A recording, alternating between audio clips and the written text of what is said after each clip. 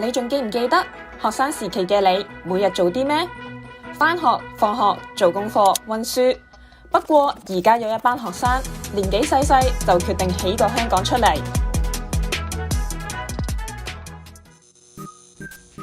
Minecraft 係一款沙盒遊戲，玩家可以喺一個隨機生成嘅 3D 世界入面，利用遊戲所提供嘅素材發揮創意，建造理想中嘅世界。我喺個 team 入邊嘅職位就係叫 Minecraft Server Manager， 負責管理呢一個即係 server 嗰啲軟件嘅運作。我自己就係一個 role team 嘅 member， 咁平時就比較掂係路面對面嘅嘢比較多。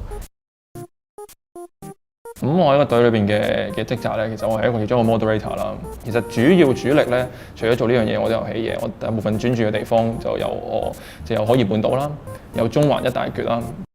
我亦都有起樹嘅。其實某程度上，因為我之前喺其他嘅 Minecraft 嘅經驗，我有研究過點樣起樹，比較自然啦。因為樹同埋樓唔同嘅地方就係在於佢唔係一個好工整嘅東西啦，咁所以係比較難 approximate 到現實嘅樹係點樣樣。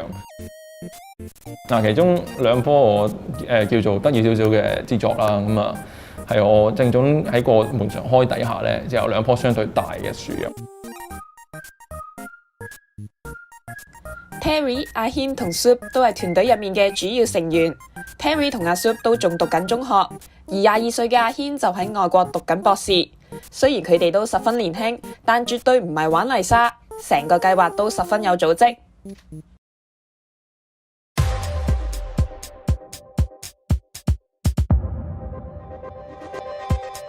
我哋長遠嘅目標就係要將成個香港用1比1嘅比例起晒出嚟啦。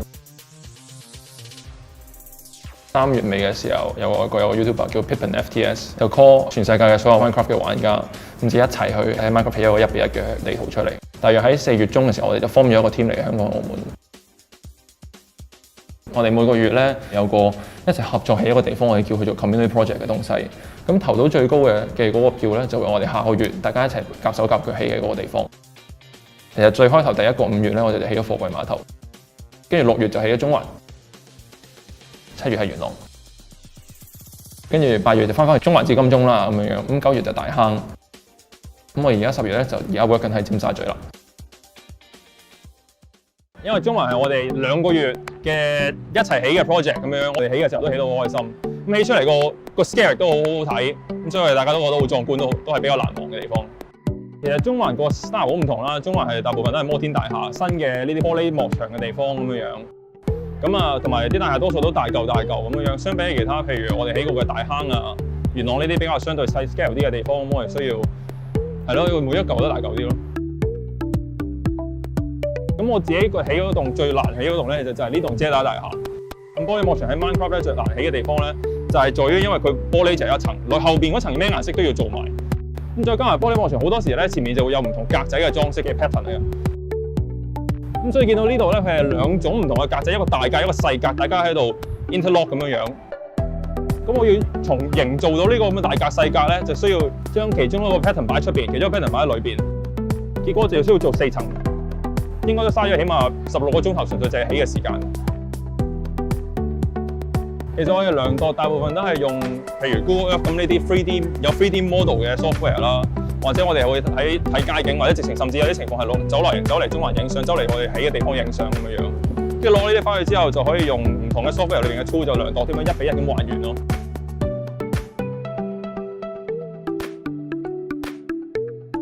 細過1米乘1米嘅地方咧，其實偏偏就係我哋 Minecraft 裏邊最難起嘅嘢。如果因為呢啲咁嘅認得嘅 detail， 但係我哋只係受制於1米以下嘅地方，其實做唔到咁多落去。咁可能我哋結果就需要呢啲咁嘅市場變咗做本身可能唔應該係4米高嘅，就變咗做4米高咯。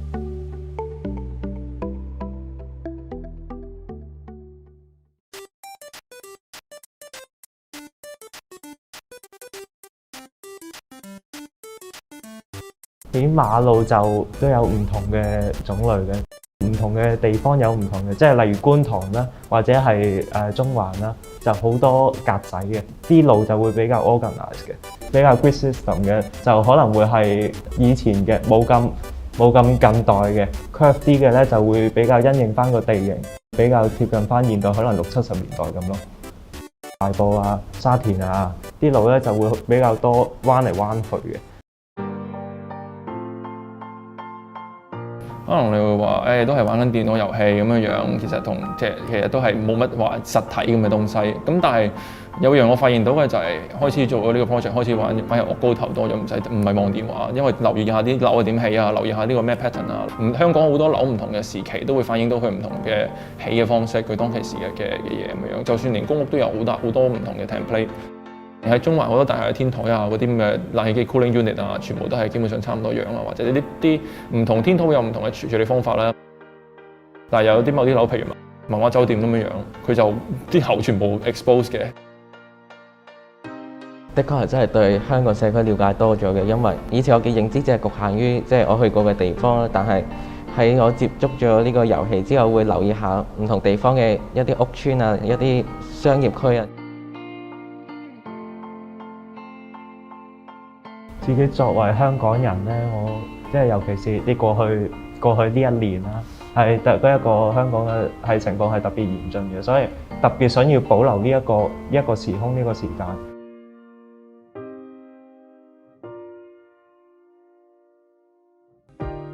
以前就專業人士有身居要職嘅人先可以寫到歷史，但係而家任何人都可以寫歷史。一個例子就係維基百科，維基百科人人都可以 edit 嘅基本上。咁我哋喺 Minecraft 裏邊，我覺得我哋做我哋見到嘅嗰啲部分嘅歷史，我哋嘅 interpretation， 只不過係增加落去呢個咁嘅庫藏嗰度。有幾真得幾真啦，即係你現實見到出嚟一幅相係點樣，你就唔該點樣起咁樣，唔好加鹽加醋，唔好加一啲本身唔存在或者改咗佢咁樣。